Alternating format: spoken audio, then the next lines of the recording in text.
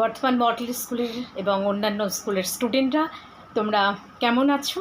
নিশ্চয়ই ভালো আছো, সুস্থ আছো। অনেক দিন লকডাউনের জন্য তোমরা বাড়িতে বোর ফিল করছিলে, কেন এখন করছো না আমি জানি, কারণ ইতিমধ্যেই তোমাদের বই তোমাদের হাতে পৌঁছে গেছে এবং অনলাইন ক্লাসও শুরু হয়ে গেছে। সুতরাং তোমরা আর বোর ফিল নিশ্চয়ই করছো না। আজকে আমি তোমাদের কাছে এসেছি রিসাইটেশন ক্লাস নিতে। তো আমি দুটো কবিতা তোমাদের দেব আবৃত্তি করার জন্য। একটি রবীন্দ্রনাথ ঠাকুরের কবিতা দেব, আর একটা কবিতা আমাদের স্কুলেরই একজন স্টুডেন্টের লেখা, গৌরব মিত্রর লেখা একটি কবিতা দেব, ইংলিশ একটি পোয়েম, সেটি দেব। কবিতা দুটি পরে দিচ্ছি, আসছি আমি। তার আগে একবার, যেহেতু তোমরা নতুন ক্লাসে উঠেছো, তোমরা জানো আমি জানি, তবুও একবার তোমাদের মনে করিয়ে দেওয়ার জন্য, অনেক দিন তোমরা ডিট্যাচ আছো তার জন্য একবার বুঝিয়ে দিই যে আবৃত্তি কাকে বলে বা তার কী কী উপাদান আছে। আবৃত্তি করতে গেলে কি কার কার উপর নির্ভর করতে হয়, ঠিক আছে? একটু বুঝে নাও। দেখো, আবৃত্তি কী বলতে গেলে প্রথমেই বলতে হবে যে নাচ, গান, অভিনয়, আবৃত্তি, এই প্রতিটি ধারার লক্ষ্য কিন্তু একটাই, সেটা হলো কমিউনিকেট করা, অর্থাৎ কথা বলা, একটা মেসেজ পৌঁছে দেওয়া। যখন আমরা ধরো কারোর সাথে কথা বলছি, তখন একটা বার্তার আদান প্রদান ঘটছে, তাই তো? ধরো সেখানে এই আমরা যে কথা বলছি, সেই যে আদান প্রদানটা ঘটছে, এই আবৃত্তির ক্ষেত্রেটাও তাই। যেমন করে হোক, কণ্ঠের মাধ্যমে শ্রোতার কাছে পৌঁছে যাওয়া। দর্শকের কাছে সবাই ধরো কিভাবে পৌঁছয়, যারা যারা এই ধরনের, যেমন নৃত্য, অভিনয়, গান, এগুলোর দ্বারা। একজন নৃত্যশিল্পী কিভাবে পৌঁছে যাচ্ছেন দর্শকের কাছে? তার বডি ল্যাঙ্গুয়েজের দ্বারা।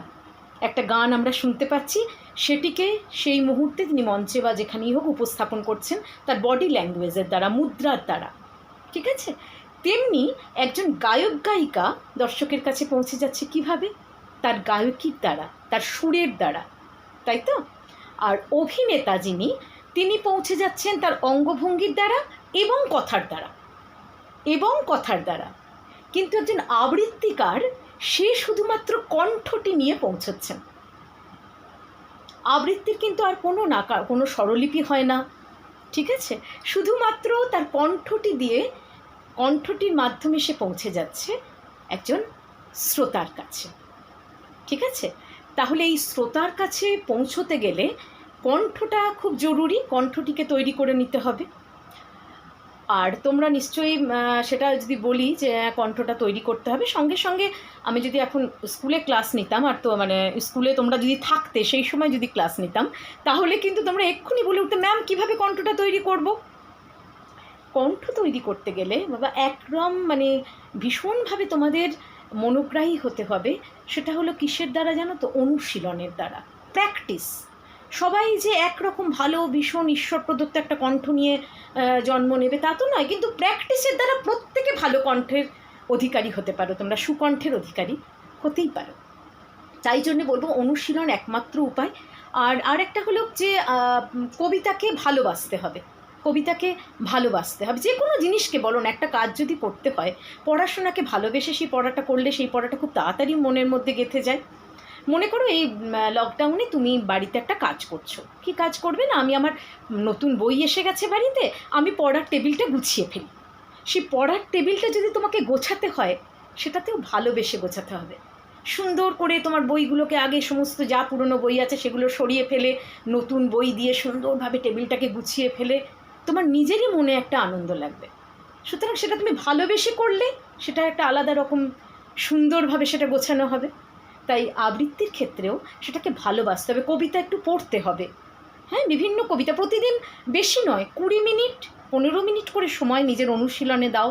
একটু কবিতা পড়ো, যেদিন যেমন। একদিন কবিতা পড়লে সেটাই হলো, একদিন কবিতাটাকে নিয়ে একটু ভাবলে কিভাবে বলা যায়, সেটাই হলো, তাই না? ভালোবাসা না থাকলে তোমার কণ্ঠে কিন্তু কবিতা ধরা দেবে না, এটা কিন্তু মনে রাখতে হবে। তাহলে আমাদের কতগুলো জিনিস বুঝে নিতে হবে। প্রথম হলো, 1 নম্বর হলো, আমি কবিতাটাকে আগে বুঝে নেব। কবিতা আবৃত্তি করার আগে কবিতাটিকে আগে আমি খুব সুন্দর করে বুঝে নেব। দ্বিতীয় হলো উচ্চারণ। সুন্দরভাবে তার উচ্চারণ যদি আমি ঠিক না করি, তাহলে কিন্তু আমার মূল উপাদান বলা যায় উচ্চারণকে আবৃত্তির, সেটাকে যে কিন্তু আমাকে ঠিক করতেই হবে, সেটা সুন্দর করে করতে। ধরো একটা আঞ্চলিক কবিতা তুমি বলছো, একটা আঞ্চলিক কবিতা তুমি বলছো, সেই অঞ্চলের মানে যেটা ধারা, যে ভাবধারাটা, সেটা গলায় নিয়ে আসতে হবে। ধরো বাঁকুড়া বা পুরুলিয়ার একটা কবিতা, আঞ্চলিক কবিতা তুমি পড়ছো, সেটা তোমাকে কিভাবে বলতে হবে? আজ সকালের খবরের কাগজটা পড়েছেন কি? লয় লয় খিলাকির রাজনীতির কথা লয়, আমার খবর বলছি, আমার খবর লেখা আছে খবরের কাগজে, লামটা করে লিখে নাই, লাম জানে না যে। এইভাবে, সুতরাং ওই অঞ্চলের কিন্তু এইভাবেই কথাটা তোমাকে বলতে হবে। ওই অঞ্চলের যদি তুমি ভাবধারাটাকে তুলে ধরতে চাও, অঞ্চলের কবিতাটা যদি তুমি বোঝাতে চাও, তাহলে তোমাকে এইভাবেই বলতে হবে। তৃতীয়ত হলো একটা কণ্ঠ তৈরি। এবার কণ্ঠ যে মানে এরকম নয় যে খুব গমগমে একটা কণ্ঠ হলেই তবেই আবৃত্তি করা যাবে, না হলে যাবে না, এরম নয় কিন্তু। মানুষ যেমন ভিন্ন, আমি একজন মানুষ, তোমরা এক একজন আলাদা আলাদা মানুষ, তেমনি সবাই আলাদা আলাদা, প্রত্যেকের কণ্ঠ তো একরকম হয় না। যার যেটা কণ্ঠ সেটাই, খুব গমগমে ও বাবা ভীষণ ভালো কণ্ঠ তা নয়, কণ্ঠ তোমারটাই ভালো, শুধু প্র্যাকটিসের দ্বারা সে সুন্দর করে নিতে হবে। আর তার জন্য কিভাবে দরকার বললাম, নিয়মিত চর্চা। যখন দেখো একটা লেখা পড়ছো, সেটা প্রথমে না বুঝে নিতে হবে, বুঝে নিতে হবে যে কিভাবে আমি শ্রোতার কাছে পৌঁছবো। সেটা খুব একটা সহজ নয়, প্রথমেই খুব একটা সহজ নয়। আমাকে সেই লেখাটা পড়ে প্রথমে বক্তব্যটা বুঝে নিতে হবে খুব সুন্দর করে। তারপরে আমি কি করতে হবে, যে নিয়মিত একটু চর্চা করতে হবে, নিয়মিত একটু চর্চা করতে হবে। আর যে কোনো লেখা পড়ে নিয়ে ভাবতে হবে যে আমি স্বাভাবিক জীবনে এটা কিভাবে বলতাম। ধরো তুমি হয়তো বলছো যে মা আমাকে, আমার খিদে পেয়েছে, আমায় খেতে দাও। এটা মা যদি সামনে থাকেন, তুমি কিভাবে বলবে? মা আমার খিদে পেয়েছে, মা এবার খেতে দাও, ঠিক তো? আবার মা যদি রান্নাঘরে থাকেন আর তুমি হয়তো বাইরে ঘরে আছো, তা মা কীভাবে মা যদি ওই ঘরে থাকে, তুমি যদি এখান থেকে ডাকো মাকে, তোমার একই কথা তুমি বলছো, মা আমার খিদে পেয়েছে খেতে দাও, সেটা কিভাবে বলবে? একটু উচ্চস্বরে বলবে, মা খিদে পেয়েছে খেতে দাও। মা যদি দোতলায় থাকেন, তুমি নিচ থেকে বলছো, সেটা কিভাবে বলবে? মা খিদে পেয়েছে খেতে দাও। আবৃত্তির ক্ষেত্রেও ঠিক এইভাবেই তোমাকে ওপরে ওঠা, পর্দা, গলার যে আমাদের যে পর্দাটি আছে, সেই পর্দাটাকে কিভাবে তুমি ওপরে তুলবে, কিভাবে নিচে নামাবে, সেটা কিন্তু ওই চর্চা করতে করতেই তোমার মধ্যে চলে আসবে। তাই জন্যে আমি বলবো যে এই চর্চা আমাদের থাকবেই, চর্চাটাকে নিয়ে এগোতে হবে, তবেই একজন মানে আবৃত্তিকার হয়ে উঠবে। যার ইচ্ছা আছে, যারা ভালোবাসো আবৃত্তিকে, তারা এটা করতে পারো। আর আজকে দুটো কবিতা দেব আমি বলেছি। প্রথমে দেখো, আমি দেব একটা আমাদেরই একজন স্টুডেন্টের লেখা একটা কবিতা, সেভ ট্রি সেভ নেচার, গৌরব মিত্রর লেখা কবিতা, আমাদের বর্ধমান মডেল স্কুলের স্টুডেন্ট। তো আমি বলছি, তোমরা একবার শুনে নাও। আর তোমরা আগের বছরের যে আমাদের ম্যাগাজিনটা আছে, তাতে তোমরা পেয়ে যাবে কবিতাটা। তবুও আমি বলছি, তোমরা শুনে নাও। Save tree save water. Give me a drop of water. I want only a drop. Give me a drop of water. I want only a drop. Without a drop of water, life may be stopped. Man cannot live without a drop of water. Save green forest, save tree from the woodcutter. গৌরবের লেখা কবিতা আমি তোমাদের শোনালাম, তোমরা dazzle খুললে পেয়ে যাবে। আর তার সঙ্গে যেহেতু সামনেই 8 মে 25শে বৈশাখ কবিগুরু রবীন্দ্রনাথ ঠাকুরের জন্মদিন, আমি চাইব প্রত্যেক স্টুডেন্টরা তোমরা কবিগুরুর যে কবিতাটা আমি দিচ্ছি সেটা তৈরি করো, ওই দিন তাকে শ্রদ্ধা জানাও। হ্যাঁ, ঘরে থেকেই, তখন আমাদের স্কুল হয়তো খুলবে না, জানি না আমি এখনও কি ডিসিশন হবে, তবুও বলছি যদি বাড়িতেই থাকো, বাড়িতে থেকেই শ্রদ্ধা জানাও হ্যাঁ আমার কবিগুরুকে এই কবিতাটির মাধ্যমে।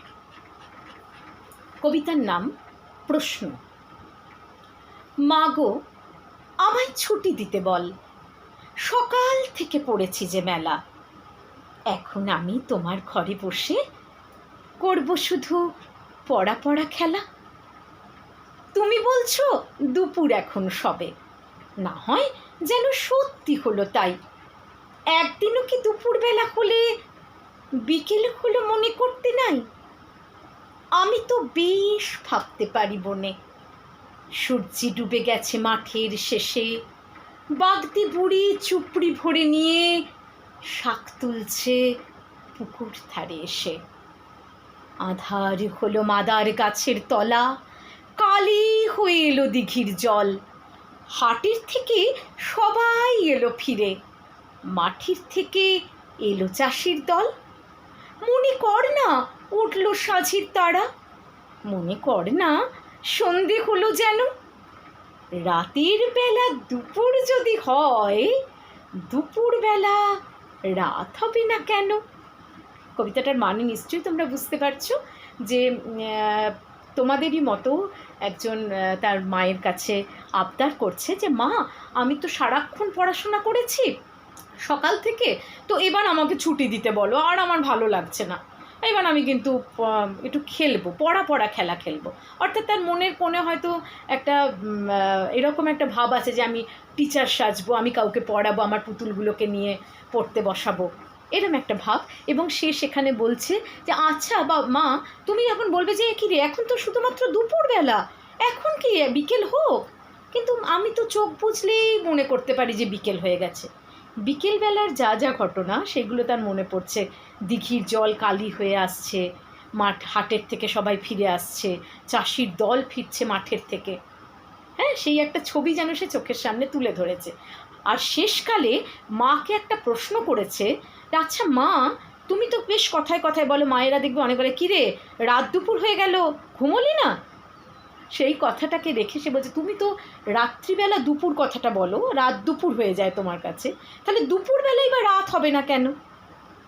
ঠিক আছে। আর গৌরবের কবিতাটা তোমরা তো বুঝতেই পারছো, ওটা খুব একটা সাধারণ কবিতা, সুন্দর লিখেছে। আমি তাই জন্যই তোমাদের এই কবিতাটা দিলাম। তোমাদের যার যেটা পছন্দ সেটা করবেই, কিন্তু রবীন্দ্রনাথ ঠাকুরের কবিতাটা অবশ্যই করো। হ্যাঁ, আর পরের ক্লাসে আবার তোমাদের সঙ্গে আমার দেখা হচ্ছে। ভালো থেকো, সুস্থ থেকো।